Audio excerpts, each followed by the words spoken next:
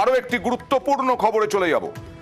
তা হলো আপের বেশ কয়েকজন সাংসদ, মুখ্যমন্ত্রী তারা জেলে। তার মধ্যে এই লোকসভা ভোট আপ কি করবে এই নিয়ে যখন জোর জল্পনা, আপ সাংসদ স্বাভাবিকভাবেই অরবিন্দ কেজরিওয়ালের গ্রেপ্তারির পরে যেরকম ভাবে আপের ওপর একটা চাপ এসে পৌঁছাচ্ছিল এবং পড়ছিল এবং যেভাবে আপ লড়াই করার চেষ্টা করছিল, সেখানে দাঁড়িয়ে সঞ্জয় সিং তাদের রাজ্যসভার সাংসদ, তিনি অক্টোবরের 4 তারিখে যাকে এই আবগারি দুর্নীতি মামলায় গ্রেপ্তার করা হয়েছিল, সঞ্জয় সিং এর জামিন পাওয়াটা অবশ্যই বাড়তি অক্সিজেন যোগাবে আপকে। এবং আপের যারা নেতা কর্মীরা রয়েছেন তাদের তরফ থেকেও কিন্তু ইতিমধ্যেই সেই বিষয়ের বক্তব্য জানা যাচ্ছে যে তারা বলছেন যে তাদের যে আন্দোলন তার ফলেই কিন্তু আজকে জামিন পেলেন।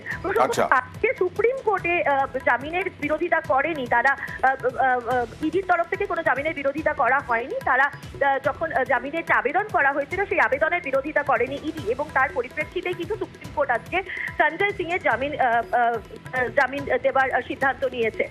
ধন্যবাদ।